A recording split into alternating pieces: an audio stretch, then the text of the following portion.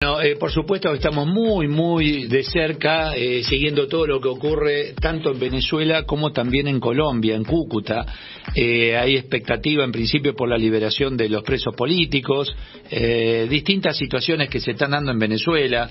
Cuba también está pasando una situación tremenda, sin provisiones, nada, y Donald Trump le dice, y sí, están pasando un momento delicado, qué sé yo, está esperando que le vengan al pie. En definitiva, todo lo que está entre bueno y siniestro, ¿no? Toda una situación realmente muy delicada, como para tratar de entender. Tomás Antolín Godoy es consultor y analista internacional y está en la frontera Colombia-Venezuela.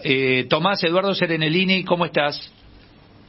¿Qué tal, Eduardo? ¿Cómo estás? Un gusto estar al aire. Me parece que me confundí de entrevistado, ¿no? No sos vos estás acá.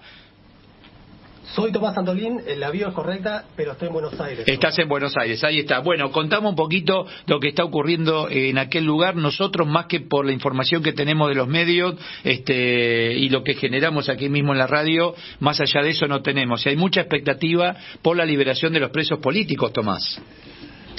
Sí, te diría, Eduardo, no solo expectativas, sino en este momento ya acciones concretas. Se han estado liberando muchos presos políticos, opositores, periodistas críticos al régimen de Maduro, tanto nacionales, es decir, venezolanos, como extranjeros que estaban detenidos en centros de detención estatales, con lo cual esa instancia de liberación de presos políticos ya parecería estar avanzando bastante. Claro, pero me refiero a la expectativa, Tomás, de que no están todos liberados. Ahí tenemos... No, por supuesto que claro, no. a eso me refiero. No, eso desde ya. Pero, bueno, sin duda que el hecho de que comience a liberarse ya da una señal positiva en ese sentido. Sí. Contame desde tu punto de vista, ¿cuál es la situación de Colombia por estas horas en relación a lo que ha ocurrido en Venezuela y la expectativa también allí por lo que dijo Trump, por esta reunión aparente que está confirmada entre ambos presidentes, el de Colombia y Estados Unidos? ¿Qué pasa? A ver, yo te diría, sí, hay varios planos o dimensiones desde las cuales podemos abordar este asunto. Te diría la más estructural y la más básica, ¿cuál es? La escalada de tensión en la región pone a todos los países obviamente más alerta y más cautos, más precavidos respecto a posibles acciones militares externas. En ese sentido, Colombia está preparándose para eventualmente un conflicto militar que con Estados Unidos, que yo te diría que por ahora es muy poco probable en términos reales para mí. Sí es cierto que declaraciones recientes del presidente Trump, de Marco Rubio, de funcionarios de la Casa Blanca, pueden, si se quiere, generar nerviosismo o malestar en el gobierno de Colombia respecto a las pretensiones expansionistas o intervencionistas de Estados Unidos, pero yo te diría que hoy no hay una amenaza real de intervención militar en ese país. ¿Y qué dice, las autoridades en Colombia? Porque ahí dice, nosotros sí estamos preparados, si es necesario nos vamos a armar. Sí, desde ya que sí, pero tenemos que entender también que en las relaciones internacionales y en la política exterior, en particular en contexto de conflictos armados, militares, es muy habitual o es muy común que este tipo de acciones, es decir, prepararse para una acción militar, demostrar poderío militar, suele ser más bien un arma de deterrence, es decir, de desincentivar al otro a que te ataque más que una acción concreta. Obviamente que eventualmente puede llegar a escalar hasta el conflicto armado, es una posibilidad, pero te diría que hoy es muy menor y que en todo caso esas acciones de desplegar capacidad militar por parte de Colombia son más bien una estrategia que una expectativa real. Sí estamos observando cómo se está manejando Donald Trump, ¿no?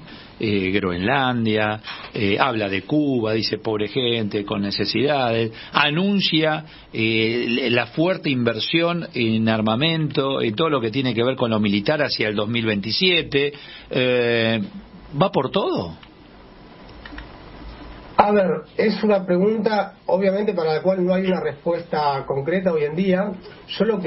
El panorama que yo estoy observando es que Donald Trump, la Casa Blanca, muy influenciado por Marco Rubio, han decidido utilizar este contexto de inestabilidad regional para demostrar hegemonía, influencia y liderazgo en la región, en América. Es decir, la famosa doctrina Monroe que le comentamos a tu audiencia, históricamente ha sostenido Estados Unidos respecto a su voluntad o su pretensión de no intervención de otras potencias en el continente americano. Hoy en día está más fuerte que nunca, se está desplegando más que nunca, y con un Trump que sin dudas sí tiene una estrategia bastante rupturista, te diría, bastante disruptiva, que es propia de su estilo de negociación, pero que hoy está llevándola a niveles que hasta ahora no habíamos conocido. Aparte maneja todos los frentes. Esta liberación de presos políticos, ¿tiene que ver con Venezuela o tiene que ver con Trump? ¿O ambos? A ver, sin duda que Trump como jefe de Estado de Estados Unidos es quien formalmente lidera esa negociación. Después, yo te diría que hay muchísimas aristas o muchísimas variables por debajo, muy multicausales y complejas, que podríamos estar días enteros analizándolas respecto a los intereses que cada uno de los distintos actores, no solo Estados Unidos y el gobierno ahora de Delcy Rodríguez, sino también, por ejemplo, sectores opositores venezolanos que tienen pretensión de liderar el proceso de transición y que quizás hoy Estados Unidos no los tiene tan en cuenta, actores regionales como nombramos a Colombia, pero también Brasil, México, obviamente Argentina. Cada uno tiene su interés particular, pero bueno, respecto a lo que es liberación de rehenes, obviamente la prioridad está en la cuestión humanitaria y en salvar a quienes hoy están detenidos. Y en cuanto a eso, Eduardo, te agrego un comentario menor.